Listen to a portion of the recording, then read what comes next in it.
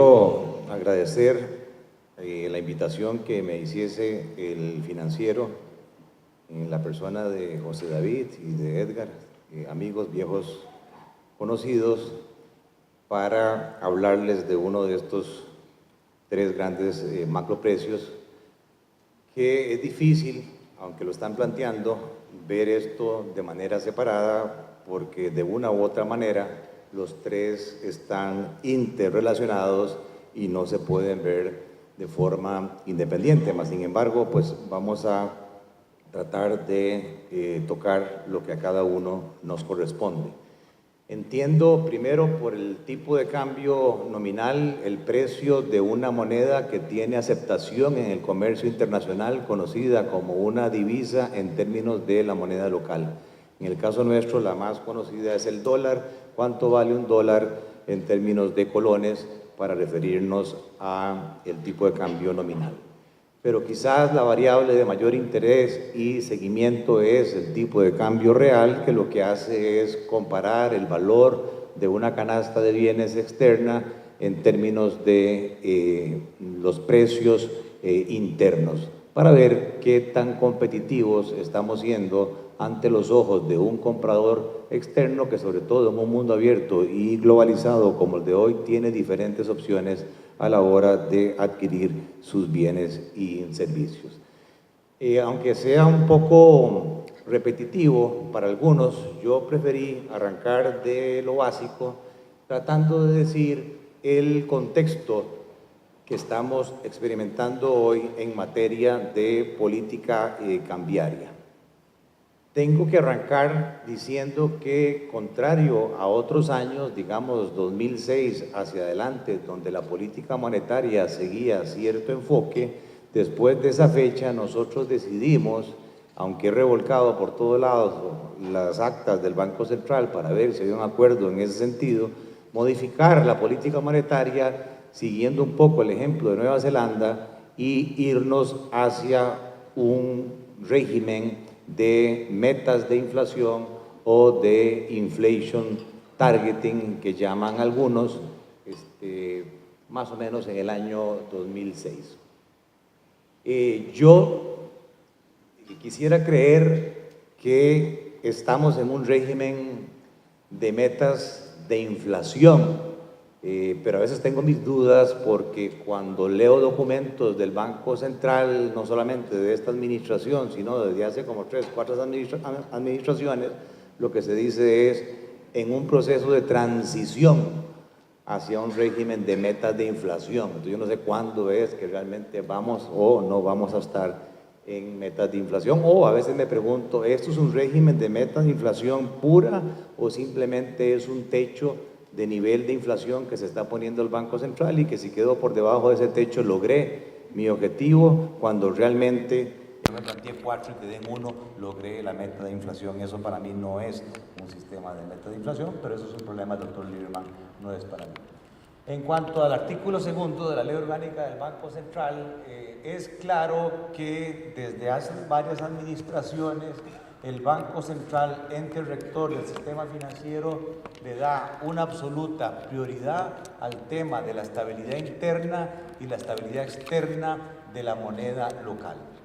Entonces, como la comunicación se entiende por estabilidad interna y que se entiende por estabilidad externa de la moneda local, pueden ver ahí que por estabilidad interna se interpreta un nivel de inflación, de crecimiento de los precios relativamente bajo, estable y controlado. Repito, materia de don Luis. Y por estabilidad externa, ahí hay dudas, hay algunos que manifiestan de esta manera, hay otros que lo interpretan de otra manera. Sin embargo, conseguí un documento oficial del Banco Central donde dice que interpretan una cuenta corriente de la balanza de pagos. Recuerden que la balanza de pagos tiene varias subcuentas, sostenible y financiada con ingresos de capital de largo plazo, no especulativos, para que no generen presiones excesivas sobre el valor de la moneda local o sobre el tipo de cambio. Entonces, sobre esos dos elementos es que yo voy a tratar de presentar, entre comillas, juzgar cómo ha sido el régimen cambiario bajo esta administración. con dos riesgos latentes para lograr dichas metas que no podemos ser ciegos a ello. No es lo mismo decir y criticar que estar sentado en ese sillón de la presidencia ejecutiva del Banco Central. Uno, la situación fiscal deficitaria, que parece ser ya un fenómeno decidido a convivir con nosotros por siempre, ¿verdad? Es insostenible, es creciente, y lo que me preocupa a mí es que un régimen de metas de inflación busca o pone como condición una total independencia del Banco Central de otros entes. Y si hay un problema fiscal, pues me imagino yo que aparte de llamadas telefónicas que están de moda o WhatsApp, ¿verdad?, puede haber muchas presiones tratando de supeditar la política monetaria hacia el logro o hacia salir de la situación crítica del problema fiscal. Y es ahí donde el presidente del Banco Central tiene que sostenerse fuertemente, sobre todo si en su junta directiva está sentado el ministro de Hacienda. En segundo lugar, otro de los riesgos latentes somos el 0.07% del Producto Interno Bruto global o el 0.07% de la población mundial, y entonces tenemos que blindar nuestra economía sabiendo que los estímulos monetarios del Q1, Q2, Q3 que se dieron en el mundo están de salida y que nos estamos enfrentando cada vez más a subidas en las tasas de interés internacionales. La Yellen dijo 0.25 en diciembre del año pasado y mínimo 3/4 del 1% en el 2017. Y eso pues obviamente hace que los rendimientos relativos en una u otra moneda difieran, cambien, sean dinámicos. Y finalmente, para mí quizás lo más relevante es que hay una restricción adicional. Aunque el Banco Central se ponga como objetivo prioritario la estabilidad interna, una inflación baja, sostenible y controlada es una condición necesaria, mas no suficiente para garantizar lo que a nosotros nos interesa, que es el crecimiento y la generación de empleo. Aquí estamos muy bien, buen salón, buen aire acondicionado, buen cafecito y demás, una tasa de desempleo abierta del 8,5%, pero en las zonas rurales nuestras y sobre todo en las poblaciones juveniles, la tasa de desempleo abierta supera ya el 30%. Y eso, yo les puedo asegurar, no hay empresa exitosa en un entorno político y social inestable. Costa Rica no es San José, Costa Rica va de frontera a frontera y por lo tanto se requiere de un marco institucional que promueva una productividad, claro, infraestructura, educación, tramitomanía de mediano y largo plazo, pero en el corto plazo, que es un poco mi discusión, hay ventanas de oportunidad que surgen por la modificación del tipo de cambio real, que puede ser que ganemos o que perdamos competitividad respecto a nuestros principales competidores. En segundo lugar, quiero recordarles una fecha, 30 de enero del 2015, esta administración tomó una disposición, de acuerdo con el artículo 28 y 85 de la ley del Banco Central, literalmente lo faculta para definir el régimen cambiario. Entonces, el régimen cambiario que hoy tenemos no salió del cielo, sino que fue una decisión premeditada de esta administración, tal que el tipo de cambio lo iba a fijar esta cosa que se llama el mercado, la oferta y la demanda, y eso sí, nos advirtieron que se reservaban la posibilidad de intervenir en el mercado cambiario. Justificó la división económica del Banco Central ese acuerdo, que eliminar el sistema famoso de techo-piso de bandas a una flotación administrada se justificaba en, uno, las bandas habían ya permitido eliminar el tema del anclaje cambiario y entre comillas estábamos migrando ahora a un anclaje inflacionario, que normalmente ha sido 3 más menos 1, 4 más menos 1, con una mayor flexibilidad en el mercado cambiario. Las bandas eran un régimen transitorio para migrar a un sistema monetario de metas de inflación. Repito, no he encontrado un documento que diga definitivamente acogimos el sistema de metas de inflación, todo es transitorio. La fijación del tipo de cambio en condiciones de mercado ayuda a mantener una posición de balanza de pagos sostenible. Las metas de inflación requieren que el Banco Central no adquiera compromisos con niveles o rangos de tipo de cambio para la efectividad de la política monetaria y para el mejor control de la inflación, tanto así que usted revisa el programa macroeconómico y si le aparece por ahí el tipo de cambio, pues es por una casualidad. Ni siquiera en el cuadro de proyecciones de indicadores se pone un dato de tipo de cambio desde el 2006 en adelante. Y este tema es fundamental porque la división económica en el 2015 ya consideraba que los agentes económicos, o sea, ustedes y mi persona, las empresas, ya habían logrado internalizar en sus decisiones económicas y financieras el riesgo cambiario. Que el tipo de cambio podía subir, que el tipo de cambio podía bajar, que el tipo de cambio puede devaluarse, que el tipo de cambio puede apreciarse en función de la capacidad de pago que tiene cada uno de nosotros y de la tolerancia del riesgo. Aunque dejaba después, entre comillas, proceso que aún no se ha concluido.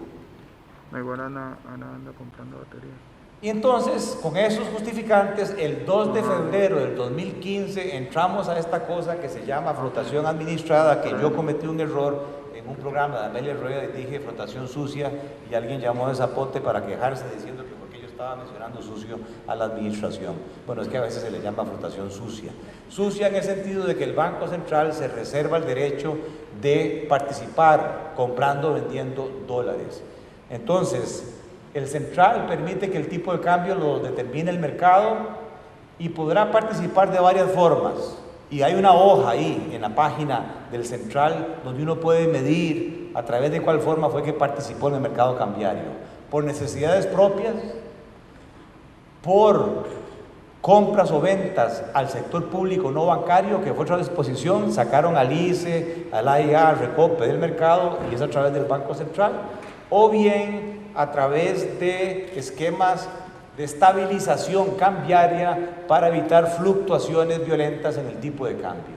Y definieron unas reglas de intervención que yo supongo que existen, sea por desviaciones estándar, sea con algún criterio mágico que les dice cuándo sí, cuándo no, tienen que entrar a cumplir esa función.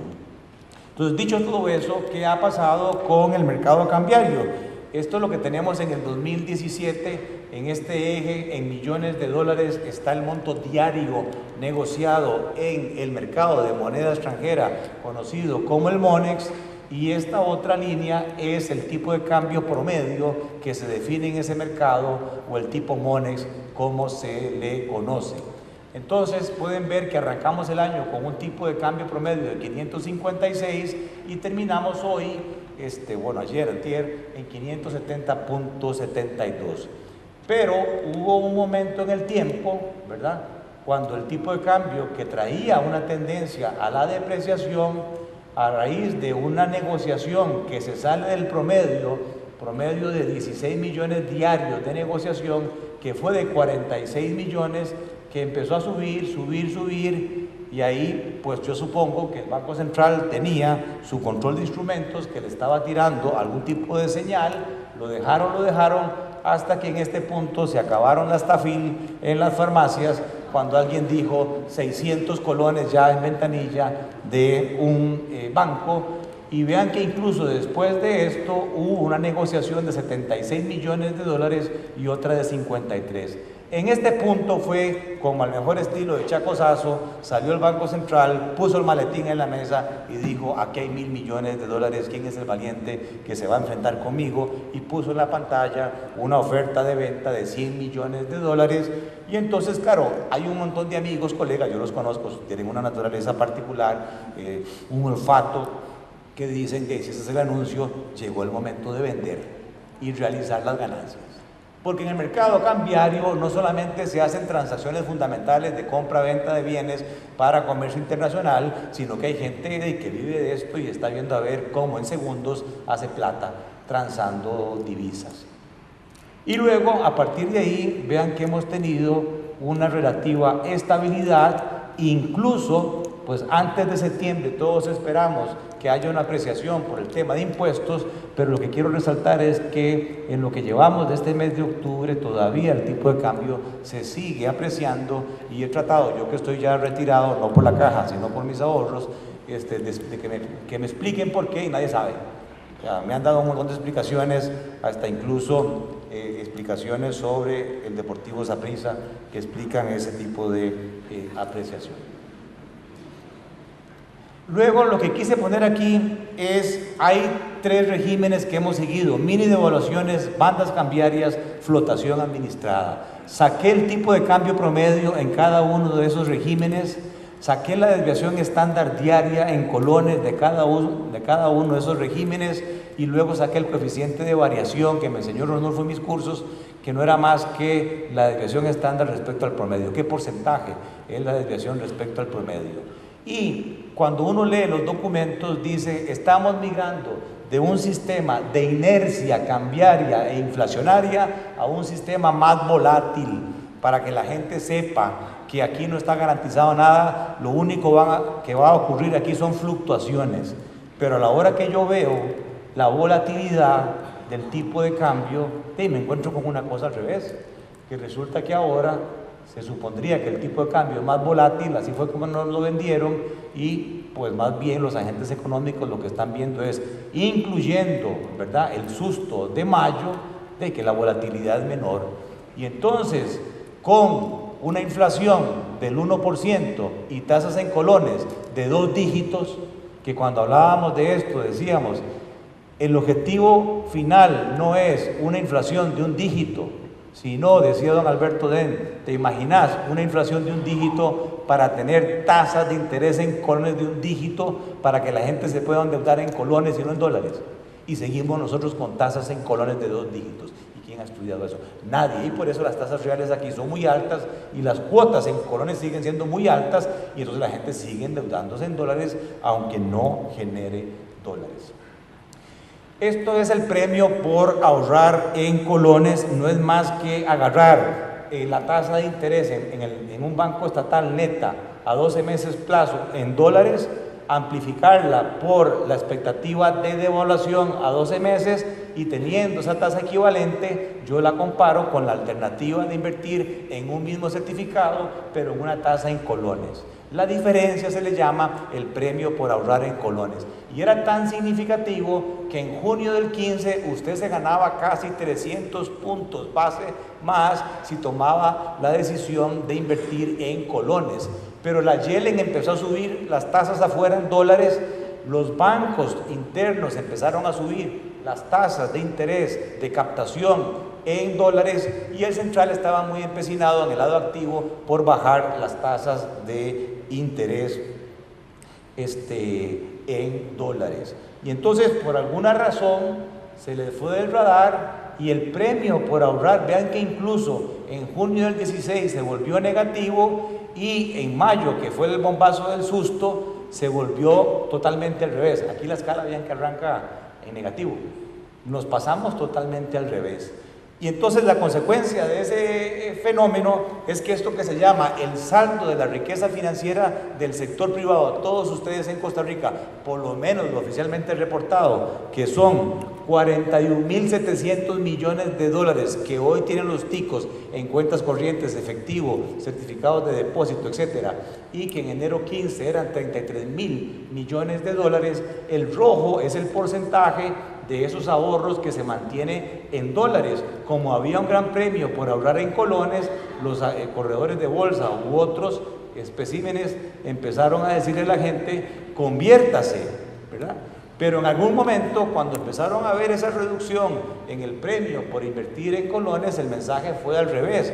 Empiece usted a vender los colones y empiece a demandar dólares, y estos 5 puntos porcentuales de cambio de mezcla sobre un volumen de 42.000 millones de dólares hizo que más o menos en promedio se convirtieran 4.400 millones de dólares en ese periodo, lo cual nos da un promedio mensual de 220 millones o un promedio diario de negociación de 10 millones de dólares en un mercado que yo les dije en otra lámina que el promedio diario eran 16. Un bombazo, ¿verdad? Una fuerza muy significativa que en cualquier mercado usted le mete una demanda adicional y el precio entonces empieza a subir. Y eso fue lo que empezó a suceder. Ojo, aquí yo no estoy diciendo que la depreciación que empezó a sufrir el colón obedeciera a un problema de un déficit creciente en cuenta corriente. No estoy hablando de balanza pagos, lo que estoy hablando es de una preferencia por precios relativos entre mantener el acervo de ahorro interno en moneda local o en dólares locales. Tampoco estoy hablando de que hubo una salida de capitales al exterior, sino que era un acervo de moneda local o moneda interna en el país. Así que uno no puede justificar, y es un tema que voy a ampliar, de que todo esto obedeció a un problema de balanza de pagos. Y entonces, claro, cuando sucede este fenómeno, vean lo que sucede. Cuando Mario Draghi en el Banco Central Europeo, la Yellen en el Banco Central Americano hacen ajustes en las tasas de interés, uno lee los periódicos y dice, como gran cosa, ¿verdad? Ajustaron 1/4 del 1, ajustaron 1/8, ajustaron 1/16, diría mi abuela allá en Paraíso, una cuecha en una plancha. El Banco Central, ¿verdad?, en Costa Rica, su tasa de política monetaria la mantuvo constante. Esa es la tasa a la cual le prestan o le captan plata a los bancos comerciales desde enero del 2015, ¿verdad?, como un difunto. La tasa de central directo no se movía como un difunto, y ya cuando empiezan a ver la presión cambiaria y que el premio se empezó a achicar, vean el tipo de bombazo de ajuste. Es que tal vez el que no está acostumbrado a estas cosas pues ve esto normal, pero para uno este clase de ajuste del 1.75 o del 1.90 a 4.5 o a 6.95, eso es totalmente inusual. ¿Por qué? Porque los bancos comerciales reflejados en la tasa básica pasiva no le hacían caso. El mecanismo de transmisión de la tasa de política monetaria del central al mercado no se estaba dando. Y entonces el central vuelve a sacar pecho y dice, ustedes no suben las tasas de interés pasivas de captación, espérense para que vean, yo voy a captar directamente del público. Y hoy están ofreciendo 6.95, por aquellos que no lo sepan, pueden ir hoy a las ventanillas del Banco Central y competir comercialmente con Scotia, con Banco Nacional, y obtener un rendimiento con años más alto que los bancos comerciales. Lo digo pues ya no estoy en banca, entonces no me interesa. 6.95. Ahora bien, la prensa, cuando empezó todo este tema de ajuste, ya casi voy a terminar porque me están poniendo ahí tarjetas rojas, decía, los grandes ganadores son los exportadores. Pucha, se echaron a la bolsa por cada dólar 40 pesos, una depreciación de 7.7% de diciembre 15 a octubre 17. Pero en esto hay que ver la historia, y me estoy ubicando en esta administración porque es la que está vigente. Si usted agarra el tipo de cambio con el cual arrancó esta administración de 549, lo que hubo nomás de entrada fue una apreciación de 23 pesos, un 4.2%, junio 14 a diciembre 14. ¿Y acaso la gente que tenía deudas en dólares y que no gana dólares, al darse cuenta que por cada dólar se ahorraba 22 pesos, dijo, voy a hacer un ahorro por el periodo de vacas flacas? No, hombre, se lo gastaron en high definition pantallas. Y después entramos a un periodo prácticamente de tipo de cambio fijo nominal. Vean, el tipo de cambio de diciembre 14 a diciembre 15 no se movió, 526, tipo de cambio nominal. Eso tiene una implicación para el tipo de cambio real, para la competitividad de nuestras exportaciones. Y empezaron aquí una serie de discusiones, artículos en el Financiero, La Nación, un grupo bueno, un grupo malo, etcétera. Y lo cierto es que, de alguna forma, el tipo de cambio empezó a ajustarse. Cuando usted mide de punta a punta lo que ha sucedido en esta administración, realmente es una depreciación acumulada de un 3% equivalente a 17 pesos acumulados, lo que equivale a un promedio geométrico por año del 1% o 5.6 pesos anuales por año, una cuecha en una plancha. Eso ni siquiera cubre los ajustes salariales, los ajustes de costos de materias primas u otros. Entonces no nos engañemos, no es cierto de que el régimen cambiario haya hecho más millonarios a los que reciben dólares. Finalmente quiero mostrarles si hay un cambio estructural. Nosotros tenemos dos mercados cambiarios, el de las ventanillas, donde se negocian dólares, ya sea el mochilero que llega ahí a la ventanilla de un banco, no se diga Exchange Global, porque hay el garrotazo de 450 que le compran los dólares, o empresas que llaman o negocian directamente con las mesas de cambio. Ese es el mercado de ventanillas, y aquí lo que yo les muestro es las compras netas, lo que los bancos le compraron y le vendieron al público en general. Si es positivo, quiere decir que los bancos le compraron. Vean la cantidad de dólares, 1.826 millones de dólares. Yo me acuerdo en tiempos de don Luis Lieberman, ¿verdad? Cualquier cantidad de dólares especulativos, deuda que también vino de afuera, 445 millones, 1.224, pero ya en el 2016 ese gran exceso de dólares se convirtió en 63, y en lo que llevamos al 13 de octubre de este año hay un faltante. O sea, los agentes económicos están demandando más divisas de lo que le están vendiendo al Banco Central. El exceso de divisas entonces en el mercado privado desapareció. Y luego quiero mostrarles este impacto neto en las reservas monetarias del Banco Central por los requerimientos del sector público no bancario. En el año 2014, ¿verdad?, compras netas del Banco Central al sector público no bancario. Si es negativo, quiere decir que más bien le vendió el Banco Central 343 millones de dólares, se da media vuelta, va al Monex y compra 706. O sea que más bien sus reservas subieron 363 millones. Pero ¿qué pasa en el 15? Le vende al sector público 1.140 millones y solo compra en el Monex 1.018. La diferencia, toman la decisión de cerrarla perdiendo ahorros, reservas monetarias internacionales. En el 16 le venden 1.183, pero solo van al Monex y compran 686. O sea, hay un objetivo secundario en el artículo 2 que dice que es función también del Banco Central un adecuado manejo de las reservas. Yo no soy quien para entrar a juzgar, pero perder en un año 500 millones de dólares de reservas en vez de llevar esa demanda real al mercado, ¿verdad?, se las trae.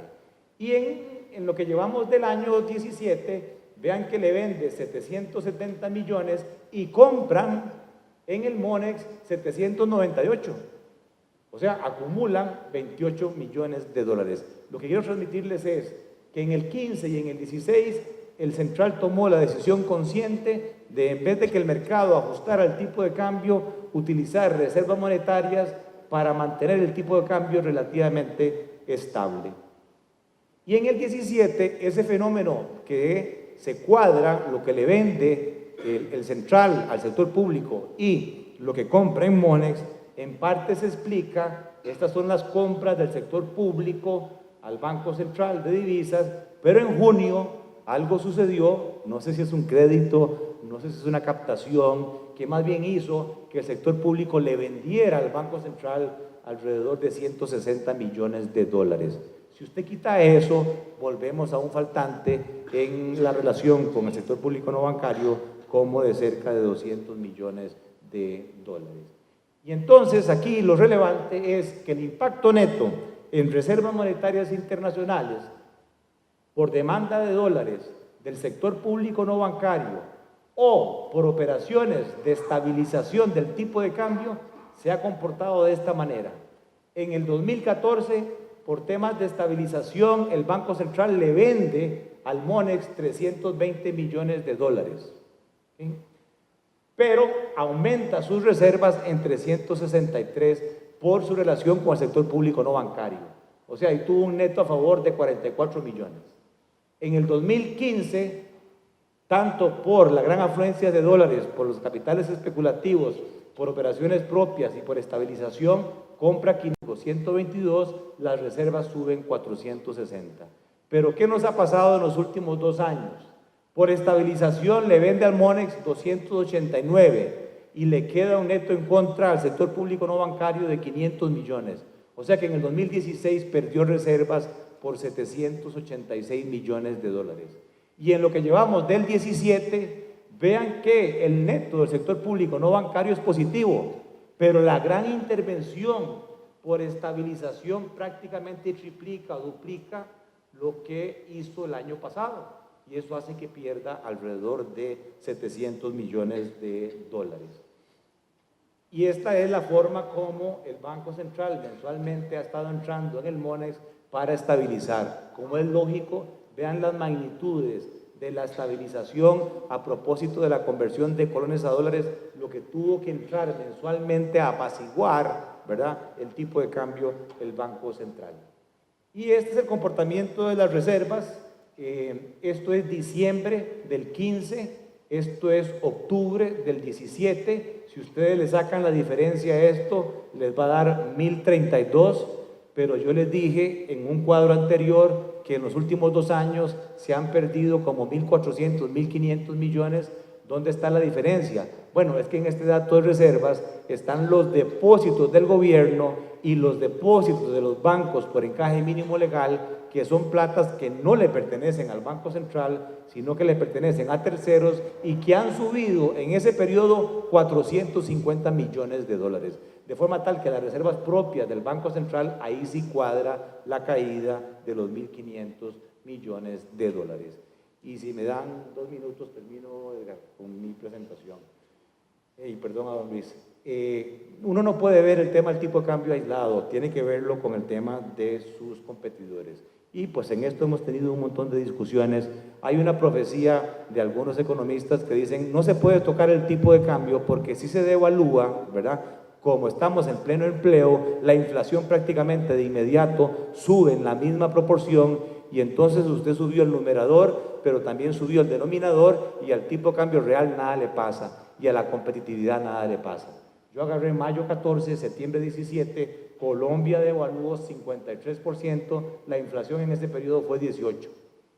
Por alguna razón ahí o no están en pleno empleo o hubo alguna ganancia. México, Perú y pueden ver el caso de Costa Rica. Pero estos son devaluaciones nominales.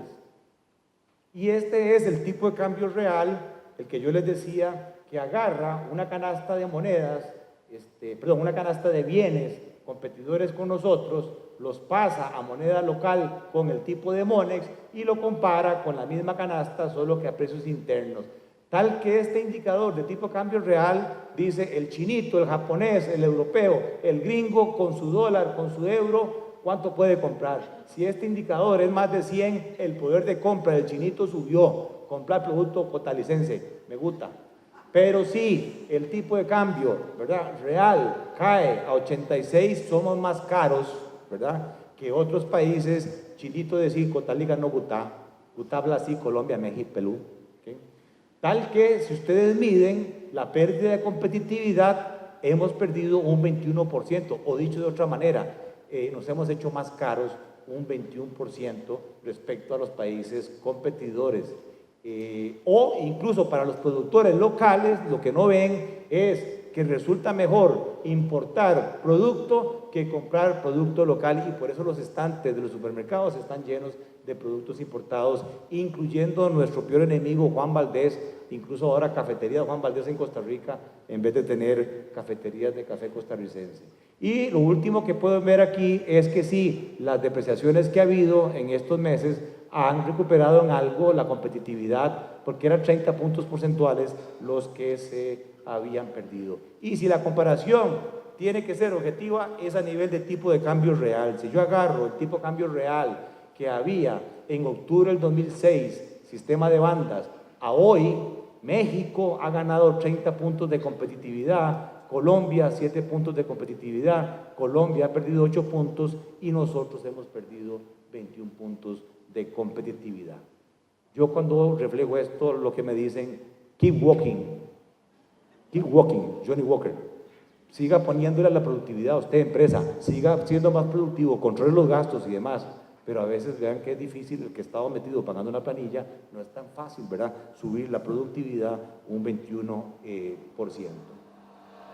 Termino con las perspectivas para lo que resta el 2017 y el 2018. El Banco Central publicó esto en su programa macroeconómico. Esta es la balanza de pagos. Aquí hay una cuenta corriente, aquí hay una cuenta de capital, una cuenta financiera y la cuenta de variación en los activos de reservas.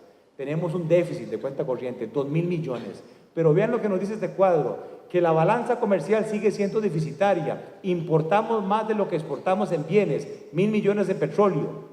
Pero es tal el cambio estructural que está sufriendo Costa Rica en la parte de servicios, viajes, shared service centers, ¿verdad?, call centers, que ya la balanza de servicios supera el déficit del superávit, es mayor que el déficit en la balanza comercial. Nos sobran 600 millones de dólares. Entonces, ¿por qué la cuenta corriente no es superavitaria?